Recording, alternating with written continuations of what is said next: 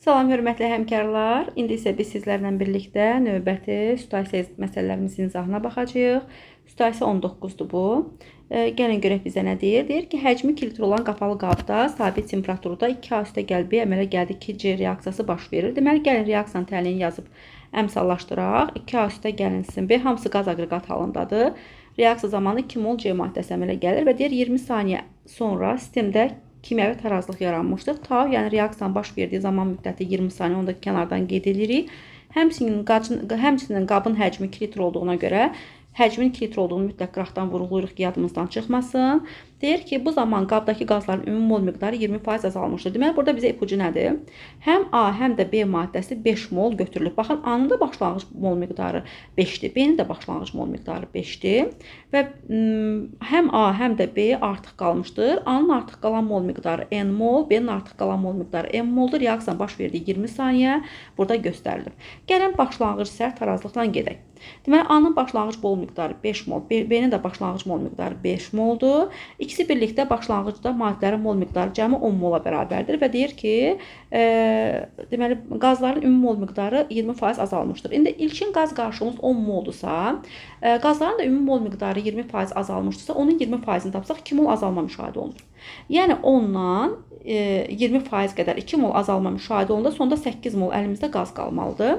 İndi belə məsələlərdə bilirsiniz ki, hansı maddədən nə qədər sərf olunduğunu bilməyəndə deyirik, hər öz əmsalı qədər məhsuldan sərf olundu. Ona deyək ki, A-nın əmsalı 2 olduğuna görə 2x qədər A sərf olunacaq, A-dan 5 çıxılsın 2x qədər qalacaq. B-nin əmsalı 1 olduğuna görə 1x qədər sərf olunacaq, B-dən 5 çıxılsın 1x qədər qalacaq. C-nin əmsalı 2 olduğuna görə C-dən də 2x qədər yaranacaq və bizə deyir ki, son qaz qarşılığı 8 mol olmuşdur. Hardan deyir? Biz özümüzdən çıxartdıq necə? Yəni, ilkin qaz qarşılığı 10 moldur, əla. 20% azalma müşahidə olundu, yəni 2 mol azalma müşahidə olundu. Ondan da ki çıxanda, təbii ki, burada 8 mol sonunda qaz qarşılığının ümumi mol miqdarının olduğunu müəyyənləşdiririk. Deməli, 5 çıxılsın 2x mol A-mız qalıb tarazlıqda, 5 çıxılsın x mol B-miz qalıb tarazlıqda, 2x qədər də C-miz əmələ gəlibdir. Bunların cəmi mənə verməlidir 8 mol. Buradan tənliyi həll eləsək, 10 çıxılsın x bərabərdir 8, x-imiz bərabərdir 2-yə. X-in 2 olmağı nə deməkdir? Baxın, gəlin istəyirsiniz daha səliqəli yazaq, gətirək yerinə qoyaq. Baxın, gəlin sübut eləyək. 5-dən 2-ni 2-yə vuranda 4. X-imiz 2-dirsə, 2-ni 2-yə vuranda 4 eləyər axı. 5-dən 4 çıxanda gəlin başqa bir rəng götürək. O zaman 5-dən 4 çıxsaq 1 mol A tarazlıqda qalacaq. 5-dən 1x qədər sərf olunub B maddəsi. X-imiz zaten 2-dir. 5-dən 2 gedəndə B-miz 3 qalacaq tarazlıqda. C-miz də 2x qədər, yəni 4 əmələ gələcək. Həqiqətən baxın 1, 3, 4 cəm sonda bizə 8 mol qaz olduğunu tamamilə, yəni doğru tapdığımızı, məsələnin doğruluğunu yoxlamış olduq. Deməli, sonda tarazlıqda 1 mol A qalacaq, 3 mol B qalacaq, 4 mol da C maddəsi qalacaq. Deyir, M və N-in qiymətini tap. M ilə N nədir? Baxın, qrafika baxanda M B-nin artıq qalanıdır. B-nin artıq qalanı 3 mol tapdıq. Deməli, M-ə 3 deyəcəyik. A isə N mol qədər artıq qalmışdır. A-nın da artıq qalanı, yəni tarazlıqda qalanı 1 moldur. Deməli, N-ə də nə deyəcəyik? 1 mol deyəcəyik. Aha, deməli, belə çıxır ki, B-miz 5 olub, 3-ü qalıb, B-miz 2 sərf olunub. Zaten mən də bir yaxlar demişdim ki, B-miz x qədər sərf olunub, yəni 2 sərf olunub. A-mız da 5 idi, N qədəri qaldı. Yəni 5-dən 1-ə düşübdür. Deməli, 4 sərf olunub. Həqiqətən də 2x qədər A sərf olunmalıdır. X-imiz 2 olduğuna görə 2-ni 2 oranda zaten 4 olduğunu buradan da müəyyənləşdirmişdik. Deyir, M və N-in qiymətlərini müəyyənləşdirin. Aha, tapdıq, birinə 3, birinə də 1 dedik. Reaksiyanın B və A-ya görə sürətlərini tapın. Yaxşı, reaksiyanın B və A-ya görə sürətini necə tapacaq? Bilirsiniz ki, reaksiyanın solda duran maddəyə görə, yəni reagentlərə görə sürəti hesablananda onların sərf olunan qatılıqlarını bölürük reaksiyanın baş verdiyi zaman müddətinə. Gəlin reaksiyanın sürət tənliyini yazaq. V bərabərdir, daha doğrusu reaksiyanın sürət düsturunu yazaq daha doğrusu. V bərabərdir, nü bölünsün, V vurulsun, tau düsturundan istifadə edəcəyik. İndi VA, yəni A maddəsinə görə sürət tapılanda A-nın sərf olunan mol miqdarı. A-nın sərf olunan mol miqdarı nə qədər tapmışdıq müəllimlər? 2x qədər, yəni 2-ni 2-yə vuranda 4 mol A maddəsi sərf olunmuşdu. 4-ü böləcəm, reaksiyanın baş verdiyi qabın həcminə, yəni 2 litrə vuracam, reaksiyanın baş verdiyi zaman müddəti 20 saniyəyə. 4-ü böləcəm, 2 vurulsun 20 40-dır. 4-ü bölərəm 40-a. Buradan A-ya görə sürətin 0,1 mol bölünsün, litr vurulsun saniyə olduğunu tapdım. Və B, yəni reaksiyanın B-yə görə sürətini tapmaq üçün mən B-nin sərf olunan mol miqdarı, B-nin sərf olunan mol miqdarı 1x qədər, yəni 2 sərf olunubdur. Bunu bölərəm reaksiyanın baş verdiyi zaman müddətinə 20 saniyə və vuraram qabın həcmi 2-yə. Bu səfər 2-ni böləcəm 40-a. Bu da mənə verəcək 0,5. Laf istəsəniz belə də eləyə bilərsiniz. A-ya görə sürət nə qədərsə, B-yə görə sürət ondan 2 dəfə az olmalıdır. Çünki əmsalı 2 dəfə kiçikdir. Baxın, A-ya görə sürəti 0,1 tapılsa, B-yə görə sürət ondan 2 dəfə az olmalıdır. Yəni 0,1-dən 2 dəfə az, 0,5. Bunu avtomatik belə də tapa bilərsiniz. İstəsəz düsturda yerinə qoyun.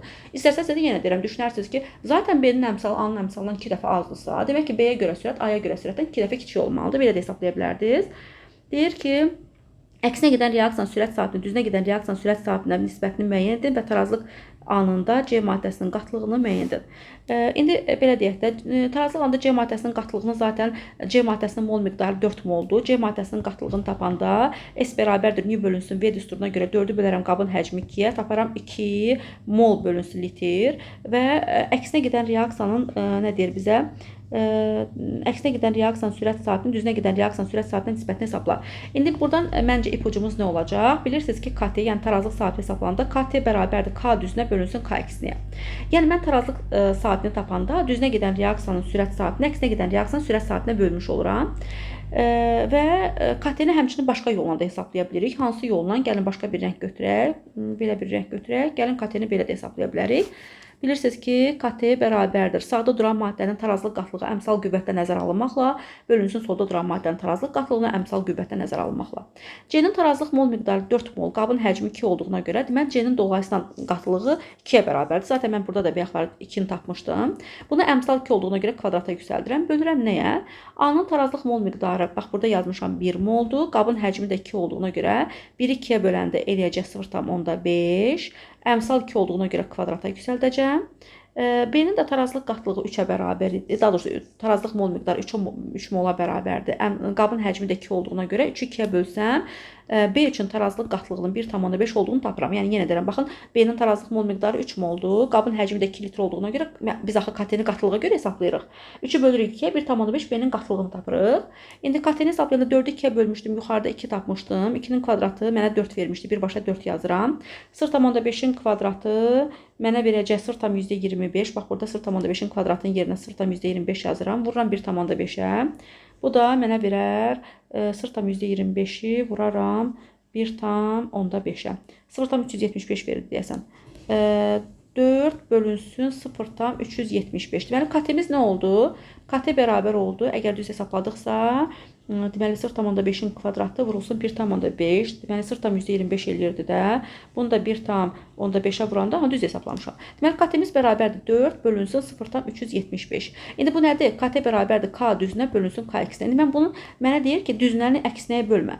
Deyir ki, əksinə gedən reaksiyanın sürət saati düzünə gedənə böl. İndi 4 bölünsün 0,375, KD bölünsün KE idi. K düzünə bölünsün K əksinə idi. İndi mən bunu K əksinə bölünsün K düzünə tapmaq istəyəndə 0,375-i bölməliyəm 4-ə. Bu da 0,375 bölünsün 4 şəklində elə yaza bilərik də. Yəni nisbət şəklində də yaza bilərsiniz. İstəsəz 0,375 bölünsün 4 şəklində, yəni sizə necə rahatsa o şəkildə hesablaya bilərsiniz. Bu qədər. Ümidvaram ki, sizlər üçün faydalı oldu bu video.